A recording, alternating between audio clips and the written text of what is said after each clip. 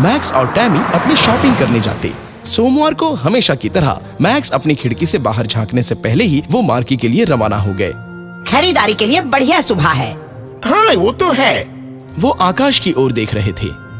वो तैयार होने के लिए गए, तब अचानक उन्हें गड़गड़ाहट की आवाज सुनाई दी। वो क्या है? मैक्स टैमी को संदिग्ध रूप से देख रहा था। ये निश्चित रूप से मेरा पेट नहीं है। तभी उन्हें फिर से गड़गड़ाहट की आवाज सुनाई दी। ये खिड़की के बाहर से आई है।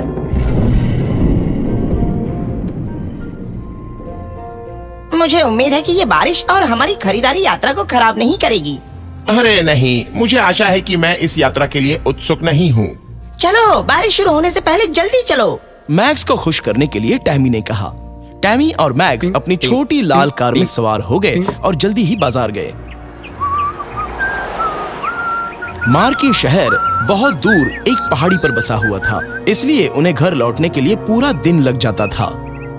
फिर थोड़ी देर बाद वही गड़गड़ाहट की आवाज सुनाई दी। झील के बाहर एक विशालकाय सिर दिखाई दिया। ये एक राक्षस था। राक्षस झील से बाहर निकल आया और किनारे पर बैठ गया। मैं बहुत भूखा हूँ और मेरा पेट लड़खड़ा रहा है। मुझे जल्द ही नाश्ता खोजने की जरूरत है। वो इधर उधर देखने लगा और पास में ही एक मकान भी देखा। याहू! ये छत मेरे नाश्ते के लिए ठीक रहेगी।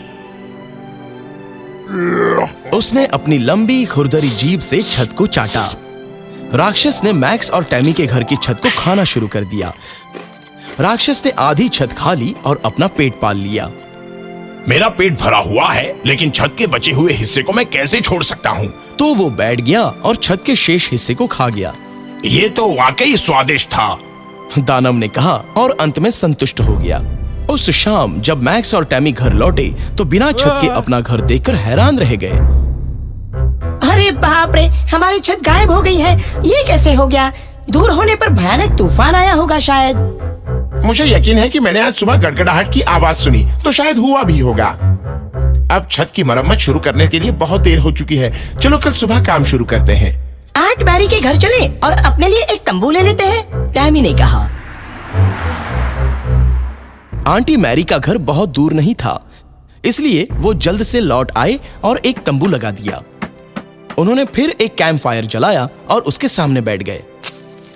हे टैमी, मैं गिटार पर जो भी धुन जानता हूँ वो सब बजाऊंगा। मैक्स ने स्थिति को बेहतर बनाने की कोशिश की।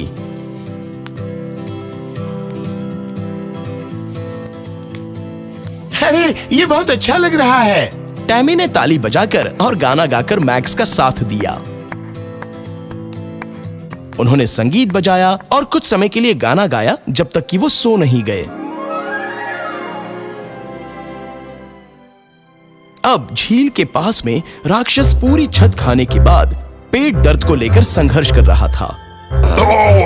मेरे पेट में बहुत दर्द हो रहा है। मैं फिर कभी इतना खाना नहीं चाहूंगा, भले ही वो कितना ही स्वादिष्ट क्यों ना हो। राक्षस दर्द में रोने लगा।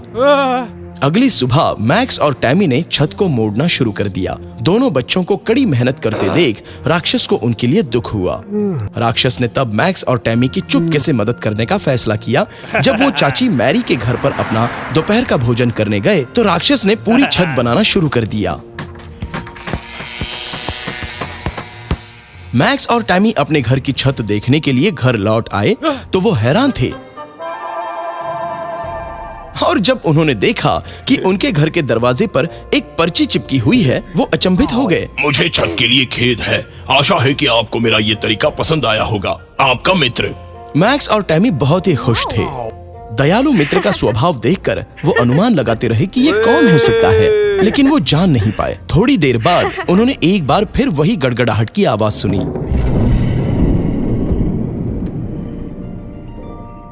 लगता है किसी ने आवाज लगाई।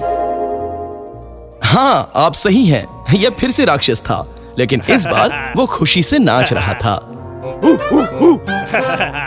ये